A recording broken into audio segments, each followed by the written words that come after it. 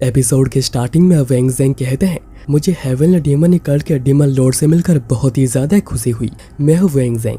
तब जियोन भी की सोर्स को छोड़ देता है और जी हुन को कहता है कि जो मार्शल आर्टिस्ट डाउन हो गए हैं उन्हें ट्रीटमेंट के लिए ले जाओ। ये सुनकर जी हुन हैरान होता है क्योंकि वो तो सभी मर चुके हैं, पर तभी एक गार्ड बताता है कि वो सभी जिंदा है, उन्हें बस थोड़ी बहुत ही इंटरनल इंजरीज हुई है और वो बेहोश हो गए थे।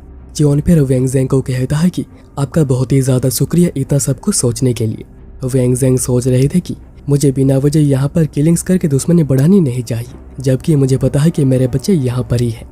इसलिए मैं उन्हें बस वार्निंग दे रहा था और मैं उसे कन्फ्रंट करना चाह रहा था जिसने कि मेरी बेटी को हराया है। पर यह सोचना कि वो आदमी डीमनी कल्ट का लीडर होगा। वेंग ज़ेंग फिर कहते हैं कि मैं और पोलाइट होना चाह रहा था क्योंकि मैं अभी हेवनली डीमनी कल्ट के लीडर के प्रेजेंस में हूँ, पर समझिए मैं ऐसा नहीं कर सकता हूँ। मैं यहाँ पर मेरे बच्चों को सेंस कर पा रहा हूँ। मैं जानना चाहता हूँ कि आखिर आपने उन्हें अगवा क्यों किया है। जो सोच रहा था कि बहुत बढ़िया, जिस इंसान को मैं अपने लिए ग्रेटफुल बनाना चाह रहा था वो खुद ही यहाँ पर आ चुका है।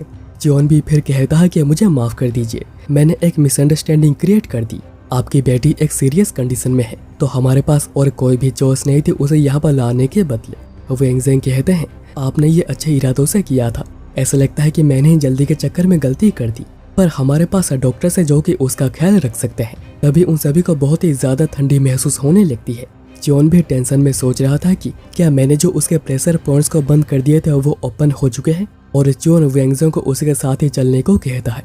यहाँ पर वो लड़की जाग चुकी थी, पर उसे रोक पाना किसी के लिए भी आसान नहीं था। मून कहती है कि मुझे पता ही नहीं था कि इसकी कंडीशन इतनी ज्यादा खराब है। सांगुआ कहती है कि मुझे लगता है कि इधर डीमन लॉर्ड या फिर एल्डर डानवाई कुछ कर पाएंगे। तभी वो लड़की हमला कर देती है जिससे कि मून और सांगुआ को साइड होना पड़ता है, पर उसके बाद मून हमला करती है, पर उसके हमले उसके पास पहुंचते ही नहीं है। मून सोचती है कि इम्पॉसिबल, ये कैसे हो सकता है कि मेरे अटैक्स उस तक पहुंच ही नहीं रही। तब वो लड़की अगेन हमला करती है जिससे कि वो दोनों ही रोक नहीं पाते, और अभी वो उन सभी की तरफ बढ़ रही थी और वो फिर से आइस क्रिस्टल से हमला करती है। मून सोच रही थी ये वो मार्शल आर्टिस्ट नहीं है जिसके बारे में हमें पता है, वो बिल्कुल कहानियों में सुनाई जाने वाली स्नो वुमेन जैसी है या फिर व्हाइट हेड विच। पर क्योंकि वो हमला कर रही थी, मून भी हमला करने आगे बढ़ती है, पर तभी अचानक से सभी क्रिस्टल मझदार में रुक जाते हैं, और ऐसा इसलिए क्योंकि इन्हें चोर ने आकर रोका है। उसके साथ वहाँ पर वेंग ज़ेंग भी आए थे और वो एक ऐसा टेक्निक का यूज करते हैं जिससे कि उस लड़की की बहुत ही इजीली सप्रेस हो जाती है। मतलब कि अगर वेंग ज़ेंग पहले ही चाहते तो वो तभी चोन के की सोर्स को भी रोक पाते। यहाँ पर वेंग ज़ेंग सोच रहे होते हैं कि मैंने पहले ही एंटिसिपेट किया था कि वो रेज मोड पर आ गई थी, पर अभी उसकी कंडीशन सबसे ज्यादा खराब स्थिति में है, मुझे अभी जल्दी करनी होगी। तब लड़की अपने ऊपर आइस का बैरियर बनाने लगती है, पर वेंग ज़ेंग उसे बनाने से पहले ही तोड़ देते हैं और फिफ्थ मास्टरी से प्रेशर पॉइंट्स को भी शांत कर देते हैं। पर इन एनर्जी इतनी ज्यादा स्ट्रॉन्ग हो गई है कि ये भी काम नहीं कर रहा, उसकी कंडीशन बहुत ही ज्यादा खराब हो गई है। पर तब वो लड़की अचानक से गिर पड़ती है और उसे बहुत ही ज्यादा तकलीफ हो रही थी। वेंग ज़ेंग सोच रहे थे कि क्या उसे अपने बॉडी से निकल रही ठंडी से उसे सर्दी लग रही है। उसकी कंडीशन इससे पहले कभी भी इतनी ज्यादा खराब नहीं हुई थी। पता नहीं मैं भी क्या करूंगा, उसे ड्रैगन टाइगर क्लो तक ले जाने में भी आधा दिन लग जाएगा और हो सकता है कि वहां पर पहुंचने से पहले ही उसकी डेथ हो जाए। तब डिवाइन डॉक्टर को आगे आता हुआ देख वो सोचते हैं कि ये हट्टी कट्टी महिला कौन है, उन्हें तो कहीं पर देखा देखा लग रहा है। डिवाइन डॉक्टर फिर लड़की को चेक करने लगती है। वेंग ज़ेंग पूछते हैं कि क्या वो कोई फिजिशियन है।